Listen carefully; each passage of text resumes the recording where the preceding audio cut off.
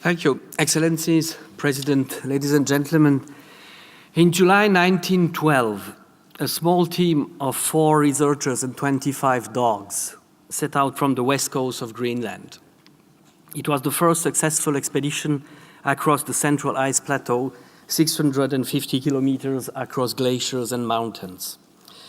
The leader of this team was Alfred de Kervin, a Swiss scientist and explorer. At that time, he was already an accomplished and recognized expert on the Arctic. But a Swiss mountaineer as he was, as they were, he and his team, it was no surprise that de Kervin and his fellows became seasick on the way to Greenland. However, this was the time of Amundsen, Scott, and Shackleton, of men driven by curiosity and determination and a slight measure of madness. The Arctic challenged them. After 4 days, their sleds broke through the ice and they barely got back on track. They managed to cross the mountain range. Even during ice storms, they carried out scientific experiments. They were the first to measure the exact profile of the Greenland ice sheet. After 6 weeks on the ice desert, close to the end of their adventure, they ran out of food. They knew that their Danish colleagues had left a small depot, and it took them several days to find its exact location. Finally, they made it to what is today the city of Taslilac on the east coast of Greenland. The last stretch they had to paddle on kayaks, which they had practiced the year before on the Lake of Zurich.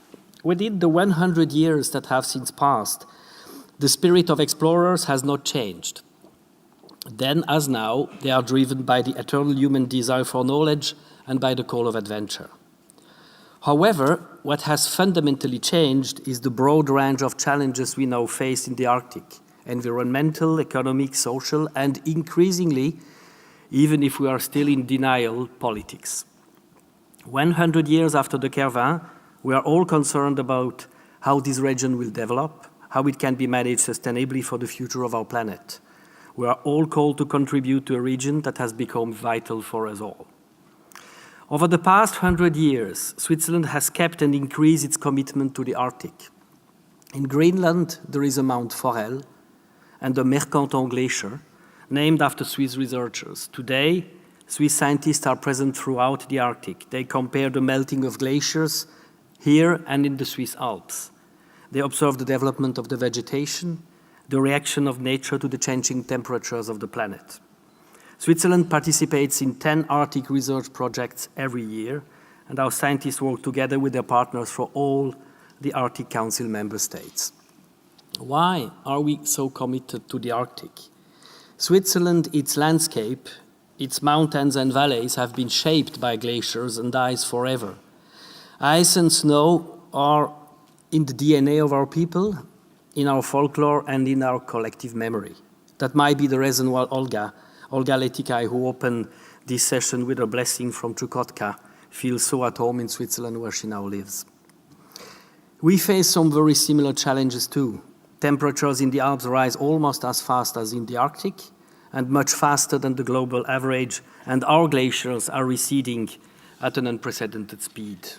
Our mountains, glaciers, forests cover together a quarter of our beautiful country, which is what I'd like to call Switzerland for all practical purposes, a vertical Arctic country. So it shouldn't be no surprise that this year Switzerland decided to establish the Swiss Polar Institute, based in Lausanne, in the world's most innovative country. This institute will have access to cutting-edge technology and will assemble the world's best minds. You will learn more about it in the following panel. Switzerland has come a long way from de Kervin's expedition to the Swiss Polar Institute, but some things do not change. Both efforts are driven by the same Swiss spirit: inquiring and innovative, determined and enduring, open-minded and cooperative, and, as 100 years ago, with a tiny but indispensable touch of madness. Thank you very much.